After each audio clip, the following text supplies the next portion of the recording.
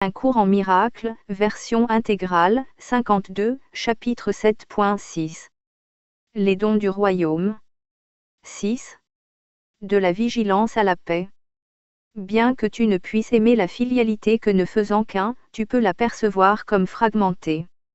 Il est impossible, toutefois, de voir quelque chose dans l'une de ses parties sans l'attribuer au tout. C'est pourquoi l'attaque n'est jamais distincte et pourquoi il faut y renoncer entièrement. Si tu n'y renonces pas entièrement, tu n'y renonces pas du tout. La peur et l'amour font ou créent, selon que l'ego ou le Saint-Esprit les engendre ou les inspire, mais ils retournent à l'esprit du penseur et ils affectent toute sa perception. Cela inclut sa conception de Dieu, de ses créations et des siennes. Il n'appréciera aucun d'eux s'il les regarde peureusement. Il les appréciera tous s'il les regarde avec amour.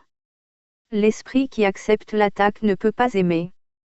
C'est qu'il croit pouvoir détruire l'amour, par conséquent, il ne comprend pas ce qu'est l'amour. S'il ne comprend pas ce qu'est l'amour, il ne peut pas se percevoir lui-même comme aimant. Cela fait perdre conscience de l'être, induit un sentiment d'irréalité, et en résulte une confusion extrême. Ta pensée a fait cela à cause de son pouvoir, mais ta pensée peut aussi t'en sauver parce que ce n'est pas toi qui as fait son pouvoir. Ton aptitude à diriger ta pensée selon ton choix fait partie de son pouvoir. Si tu ne crois pas pouvoir le faire, tu as nié le pouvoir de ta pensée et l'as ainsi rendue impuissante dans ta croyance. L'ego fait preuve d'une énorme ingéniosité pour se préserver, mais elle lui vient de ce même pouvoir de l'esprit que l'ego nie. Cela signifie que l'ego attaque ce qui le préserve, et il en résulte forcément une extrême anxiété. Voilà pourquoi l'ego ne reconnaît jamais ce qu'il fait. Il est parfaitement logique mais nettement insane. L'ego puise pour son existence à la seule source qui soit totalement hostile à son existence. Ayant peur de percevoir le pouvoir de cette source, il est forcé de le déprécier. Cela menace sa propre existence, un état qu'il trouve intolérable. Restant logique mais toujours insane, l'ego résout ce dilemme complètement insane d'une manière complètement insane. Il ne perçoit pas la menace pesant sur sa propre existence en projetant cette menace sur toi, et en percevant ton être comme inexistant. Cela assure sa continuité si tu te ranges de son côté, car c'est la garantie que tu ne connaîtras pas ta propre sécurité. L'ego ne peut pas se permettre de connaître quoi que ce soit. La connaissance est totale, or l'ego ne croit pas en la totalité. Cette incroyance est son origine et, bien que l'ego ne t'aime pas, il est fidèle à ses propres antécédents, et il engendre comme lui-même fut engendré. L'esprit est reproduit toujours comme il fut produit. Produit par la peur, l'ego reproduit la peur. Voilà son allégeance, et cette allégeance le rend traître à l'amour parce que tu es l'amour. L'amour est ton pouvoir, et l'ego doit le nier. Il doit aussi nier tout ce que ce pouvoir te donne parce qu'il te donne tout. Nul qui a tout ne veut l'ego. Son propre faiseur, donc, ne le veut pas. Le rejet est donc la seule décision que l'ego pourrait jamais rencontrer, si l'esprit qui l'a fait se connaissait lui-même. Et s'il reconnaissait n'importe quelle partie de la filialité, il se connaîtrait lui-même. Par conséquent, l'ego s'oppose à tout ce qui est apprécié, à toute reconnaissance, toute perception saine et toute connaissance. Il perçoit leur menace comme une menace totale, parce qu'il sent bien que tous les engagements que prend l'esprit sont totaux.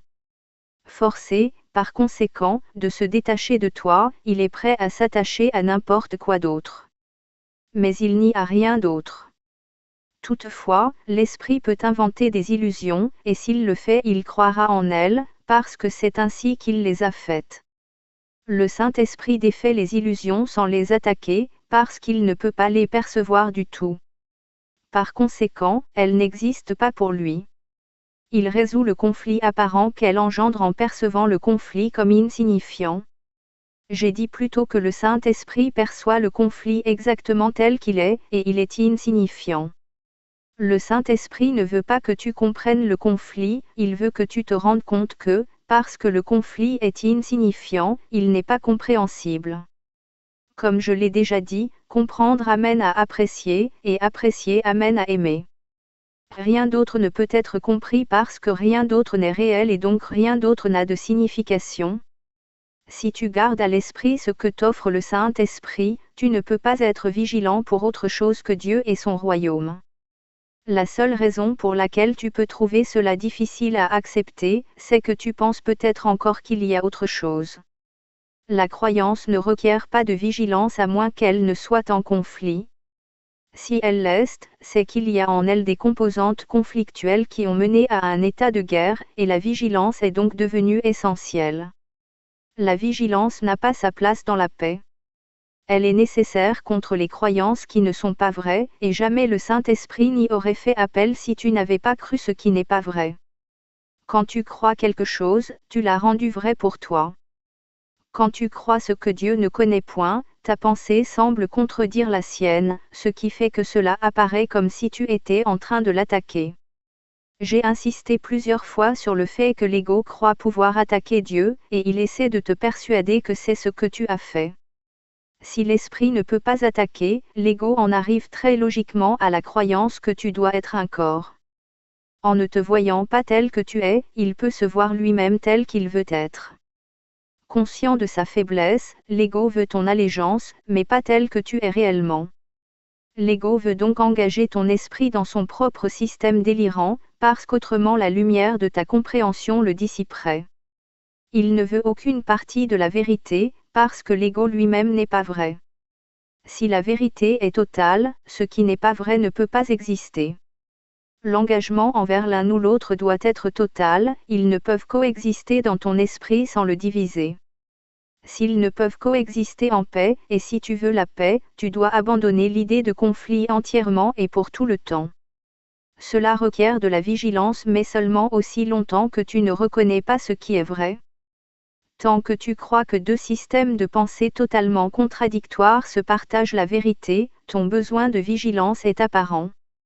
Ton esprit divise son allégeance entre deux royaumes, et tu ne t'engages totalement envers aucun des deux. Ton identification avec le royaume est totalement au-delà de toute question, sauf pour toi quand tu penses de manière insane. Ce que tu es, ta perception ne l'établit pas et ne l'influence pas du tout. Ce que tu perçois comme des problèmes d'identification à quelque niveau que ce soit ne sont pas des problèmes de fait. Ce sont des problèmes de compréhension, puisque leur présence suppose la croyance qu'il t'appartient de décider ce que tu es. L'ego croit cela totalement, envers quoi il s'est engagé pleinement. Ce n'est pas vrai. Par conséquent, l'ego s'est engagé totalement envers ce qui n'est pas vrai, et sa perception est en contradiction totale avec le Saint-Esprit et avec la connaissance de Dieu. Il n'y a que le Saint-Esprit qui puisse te percevoir d'une manière signifiante, parce que ton être est la connaissance de Dieu.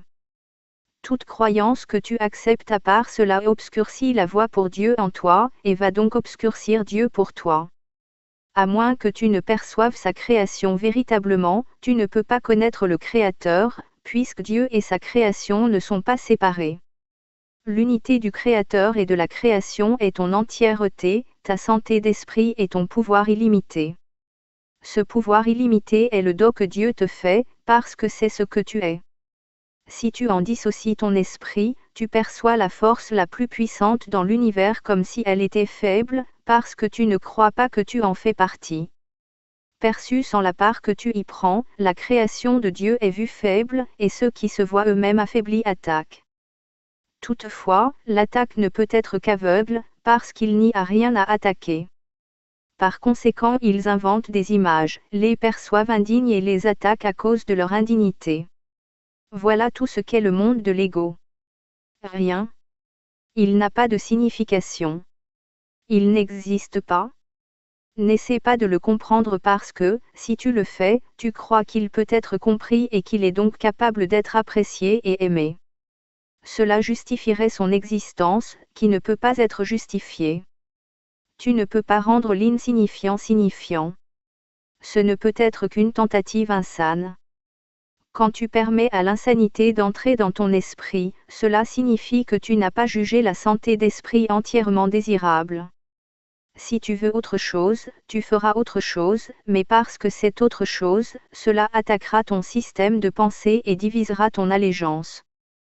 Tu ne peux pas créer en cet état divisé, et tu dois être vigilant contre cet état divisé parce qu'il n'y a que la paix qui se puisse étendre. Ton esprit divisé bloque l'extension du royaume, et son extension est ta joie. Si tu n'étends pas le royaume, tu ne penses pas avec ton Créateur et tu ne crées pas comme il a créé. Dans cet état déprimant, le Saint-Esprit te rappelle doucement que tu es triste parce que tu ne remplis pas ta fonction de co-créateur avec Dieu et te prives donc toi-même de la joie. Ce n'est pas le choix de Dieu mais le tien. Si ton esprit pouvait être en désaccord avec celui de Dieu, ce qui procède de ta volonté serait insignifiant. Or parce que la volonté de Dieu est inchangeable, nul conflit de volonté n'est possible. Tel est l'enseignement parfaitement cohérent du Saint-Esprit. La création, et non la séparation, est ta volonté parce qu'elle est celle de Dieu, et rien de ce qui s'y oppose ne signifie quoi que ce soit. Étant un accomplissement parfait, la filialité ne peut accomplir que parfaitement, étendant la joie dans laquelle elle fut créée et s'identifiant elle-même à la fois à son Créateur et à ses créations, connaissant qu'ils sont un.